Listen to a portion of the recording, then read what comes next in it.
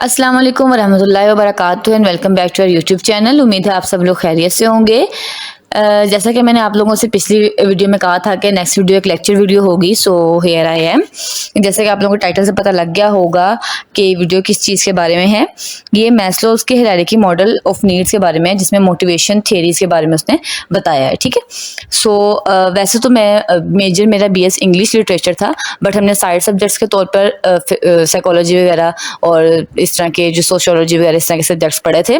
और इसके अंदर ये बहुत इंपॉर्टेंट टॉपिक था जो कि साइकोलॉजी स्टूडेंट्स को पता होगा कि उनके सिलेबस में उनके पेपर्स के हवाले से कितना इंपॉर्टेंट है। तो हम वीडियो स्टार्ट करते हैं। सो ये नीड्स की थ्योरी है, ठीक है, नीड्स का मॉडल है। बट नीड्स किस तरह डेवलप होती है हमारी मोटिवेशन को लेकर। सो मोटिवेशन साइकोलॉजी में जो है वो क्या अहमियत रखती है वो हम अभी पढ़ेंगे। Motives in psychology, the motive is generally defined as state of psychological or physiological arousal which influence how we behave। यानी कि हमारे अंदर की ऐसी स्टेट, चाहे वो साइकोलॉजिकल हो या फिजियोलॉजिकल हो, ठीक है, या हमारे मेंटली हो, इमोशनली हो, किसी भी तरह से हो, जब वो इतनी स्ट्रॉन्ग हो जाए कि वो हमारे बिहेवियर्स जो है वो उसको इन्फ्लुएंस करना शुरू कर दे, हमारे बिहेवियर उस पर डिपेंड करना शुरू कर दे, तो उस चीज़ को हम कहते हैं motive. It was assumed that drive would be triggered when internal condition change enough to be detected। यानी कि इतने ज़्यादा चेंज हों, इतना ज़्यादा उनके अंदर तब्दीली आए कि वो डिटेक्ट हो सके, यानी कि उनका पता लग सके। And initiate the motivational changes that amounted to drive. अब इसके मुतालिक आपको बहुत सारी वीडियोस यूट्यूब पे मिलेंगी, लेकिन मैं आपको बहुत ही इजी वे में बताने लगी हूँ कि ये 5 चीज़ें हैं क्या, ये 5 जो हायरार्की मॉडल है ये बेसिकली है क्या। तो पहले हम देख लेते हैं मोटिवेशन की डेफिनेशन क्या है। Motivation is the reason or reasons why a person behaves or acts in a certain way। Generally a person desire to do something is fueled by their motivation। यानी कि कुछ भी करने की चाहत है वो किस चीज़ से आती है, हमारी मोटिवेशन से आती है। This is a crucial element in attaining goals in one's life। These goals can be personal, competitive and based on society।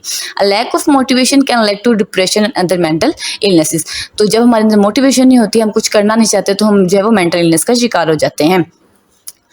Abraham Maslow formed the hierarchy of needs in 1943। According to him, humans are inherently motivated and work toward their full potential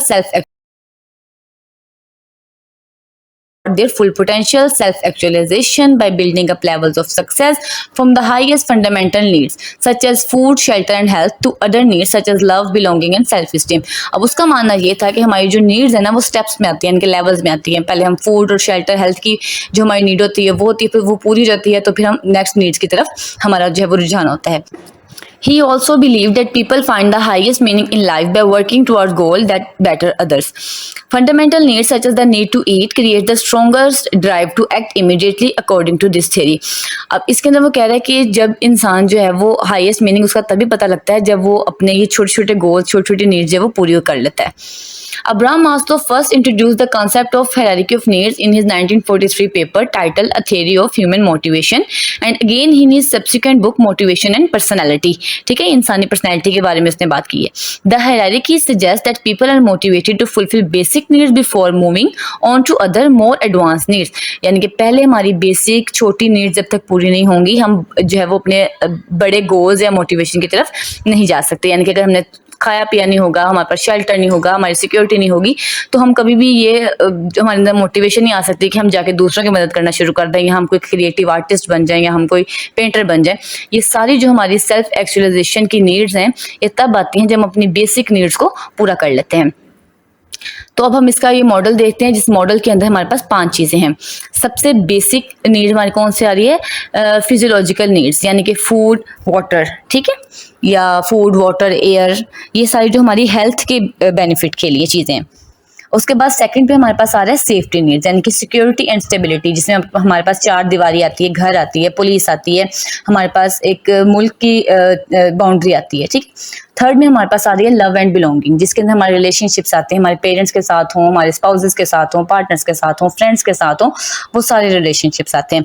fourth number पे हमारे पास आती है steam needs, यानी कि self confidence, respect है, हम respect हमें जब तक मिलेगी नहीं, जब तक हमारा जो है वो कॉम्प्लीमेंट नहीं किया जाएगा, हमें डिजर्विंग समझा नहीं जाएगा, तब तक वो हमारी पूरी नहीं होगी। नेक्स्ट हमारे पास आती है सेल्फ एक्चुअलाइजेशन, जहाँ पर जाकर हम अपने गोल्स पूरे करते हैं, जिसके बारे में मैस्लो ने क्या कहा है, what a man can be he must be, यानी कि जितना पोटेंशियल इंसान के अंदर हो उसको वो पूरा यूज़ करना चाहिए। ऐसा एक इंसान जिसके अंदर पेंटर बनने का बहुत ज़्यादा पोटेंशियल है, लेकिन उसकी खाने पीने की ज़रूरियातें पूरी नहीं हो रही, वो कैसे सब कुछ छोड़ छाड़ के बेफिक्री से कोई बुक लिख सकेगा, या किसी के अंदर भी कोई टैलेंट है वो किस तरह उसको शो कर सकेगा, पॉलिश कर सकेगा, जब तक उसकी बेसिक नीड पूरी नहीं होगी। Maslow explained referring to the need people have to achieve their full potential as human beings, यानी कि हमारी जो नीड्स जब तक बेसिक पूरी नहीं होंगी तब तक हम एज ए ह्यूमन बींग हमारा जितना पोटेंशियल है हम शो नहीं कर सकेंगे, हम वर्क नहीं कर सकेंगे।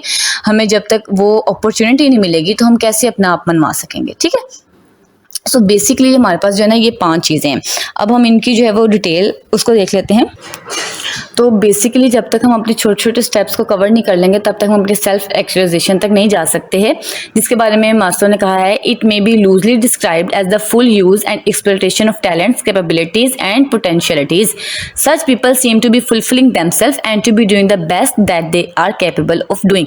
There are people who have developed or are developing to the full stature of which they capable. अब इसके अंदर ये होता है कि जब हम अपनी तरफ से हमारा जो है वो फुलफिलमेंट हुई होती है, हमें रिस्पेक्ट मिली होती है, हमारे पास रिश्ते पूरे होते हैं, हम एक सिक्योर मुल्क के अंदर रह रहे होते हैं, तब हमारे अंदर जो है वो सारी जो एबिलिटीज़ हैं वो हमारी निखर के बाहर आती हैं। तब हम अपनी एबिलिटीज़ को पूरी तरह से काम में ला सकते हैं। ठीक है, हमारा जो टैलेंट है वो तभी नज़र आता है लोगों को जब वो हमें उस इन्वायरमेंट में लेके आते हैं। जिस तरह एक पौधा है वो कब खिलता है, जब उसका इन्वायरमेंट जो है वो उसके मुताबिक कर दिया जाता है। ठीक है, उसको हवा पानी सूरज सब मिल रहा होता है।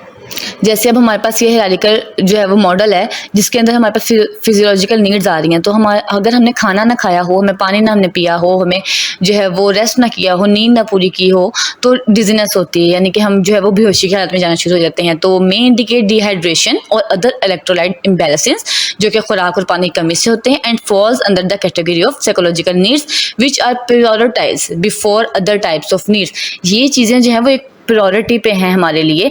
हमारे जिस तरह इस्लाम में भी, मज़हब में भी यही है कि अगर आप खाना खाने लगे हो और अजान हो गई है तो पहले आपने खाना अपना ख़त्म करना है, फिर आपने नमाज़ पढ़ने जाना है। यानी कि पहले जो हमारे पास बेसिक नीड है ना वो हमारी खाना खाने की, हमने अपना खाना जो है वो टाइम पे पूरा खाना है ताकि हमारे अंदर बाकी काम करने की कम अज़ कम मोटिवेशन तो आए। जिस तरह जब तक हमारे पास ये खाना पीना पूरा नहीं ना किया होगा, हमारी बॉडी को रेस्ट नहीं मिला होगा, नींद नहीं मिली होगी, तब तक हम बाकी चीज़ें कर ही नहीं सकते, हमारे अंदर मोटिवेशन ही नहीं आ सकती। तो पहले वाली हमारे पास जो है ना वो मटेरियलिस्टिक नीड्स आ जाती हैं, उसके बाद हमारे पास साइकोलॉजिकल और स्पिरिचुअल।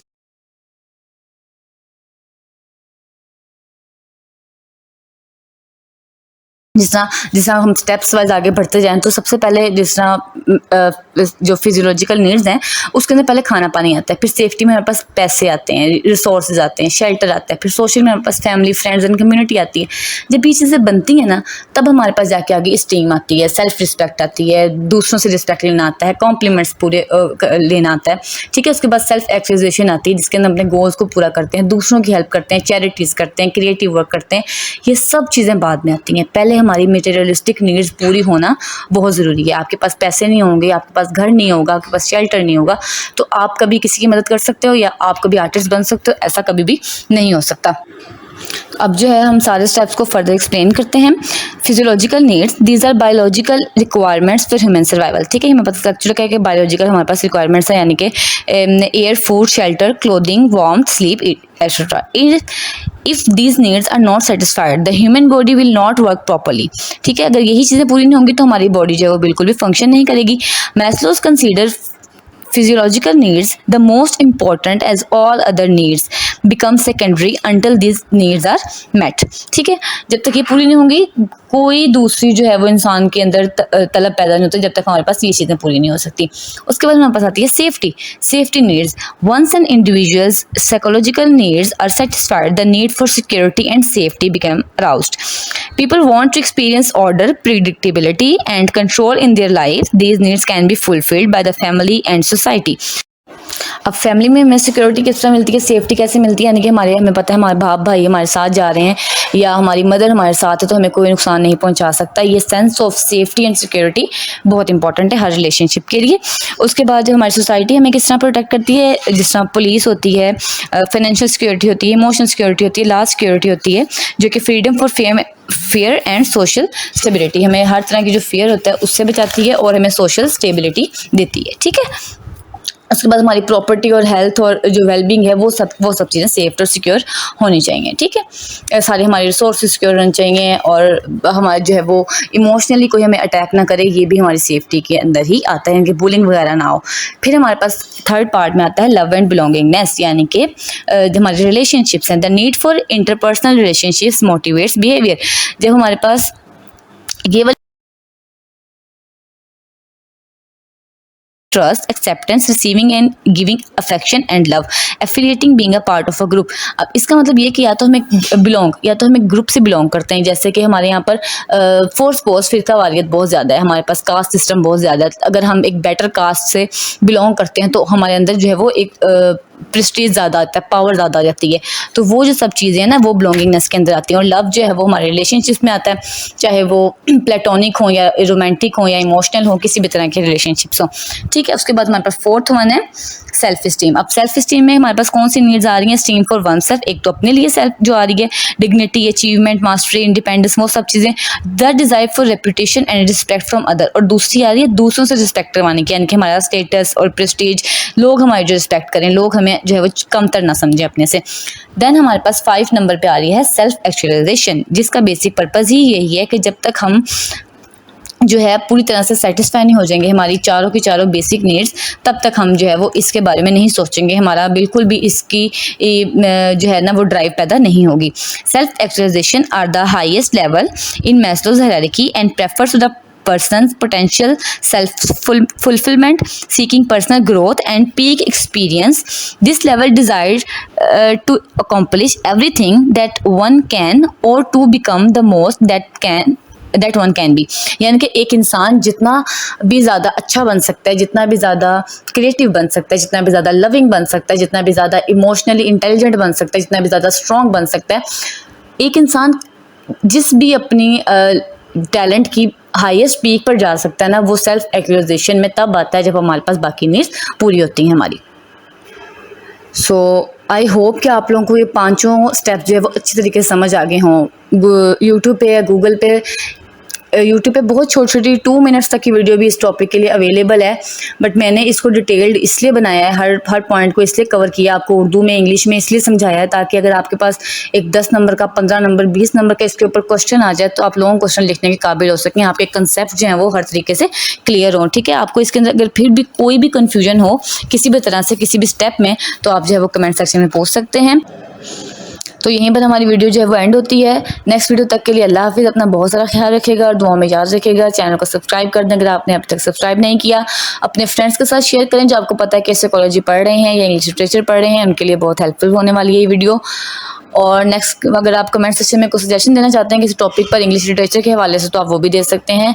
मैं कोशिश करूँगी कि मैं उस टॉपिक को कवर कर सकूँ। ठीक है।